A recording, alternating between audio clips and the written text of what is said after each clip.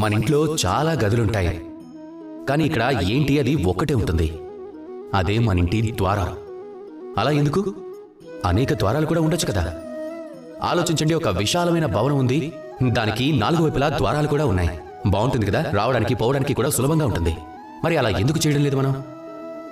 మీరు దీనికి సమాధానం సులభంగా చెప్పగలరు. ఎన్ని ద్వారాలుంటాయో అంతమంది ద్వారపాలకులు కూడా కావాలి. ఎవరు ఎప్పుడు వస్తున్నారు, ఎవరు ఎప్పుడు వెళ్తున్నారు అనే విషయంపై ధ్యానం ఉంచాల్సి ఉంటుంది. దొంగతనాల బెడద కూడా పెరుగుతుంది. సరే, మంచి విషయమే మీరు అర్థం చేసుకున్నారు. అందుకే మీ ఇంటికి ఒకే ఒక ద్వారం పెట్టుకున్నారు.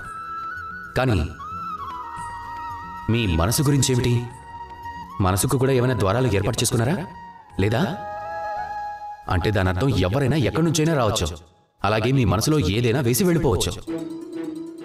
ఎవరనుమతి లేకుండా ఎవరో ఒకరు వచ్చి ఏదో ఒకటి మీ మనసులో వేసేసి వెళ్ళిపోతారు. అది మనకు శుభమా లేదా అశుభమా లేదా ప్రమాదం కూడా కావచ్చు. ఆలోచించాల్సి ఉంటుంది. వారు కామంతో నింపారా, కోపంతో నింపారా, అభిప్రాయ భేదంతో నింపారా, ద్వేషంతో నింపారా, అహంకారంతో నింపారా? ఇలా వ్యర్థంగా ఆలోచిస్తూ ఉంటాం. మనం విశ్వంలో ఉన్న అన్ని ఆలోచనలు మన మనసులోకి వచ్చి కూర్చుంటాయి. మనసులోని ఆలోచనల్ని మనం ఎలాగో అనుభవించాల్సిందే. ఇన్ని ప్రతికూల ఆలోచనలు వస్తే సంతోషాన్ని ఎలా అనుభవించగలం మనం? అందుకే మన మనసులో మనం సానుకూల ద్వారాన్ని ఏర్పాటు చేసుకోవటం అవసరం. అంటే అర్థం, ఎలాంటి ఆలోచన వచ్చినా అది సానుకూలమైనదైతే మాత్రమే దారివచ్చు. అలాగే ఒకవేళ అది మీ ఆర్థిక, సామాజిక, పారివారిక, ఆధ్యాత్మిక లాభాలను ఇచ్చేదైతే దానికి దారినివ్వచ్చు. అలా కాదంటే అది ప్రతికూలమైనదైతే ద్వారం నుంచి తిరిగి వెళ్ళిపోతుంది. మన ఈ మనసులో ఎన్ని శుభ ఆలోచనలు వస్తే అంత శుభంగా ఉంటుంది మన జీవితం.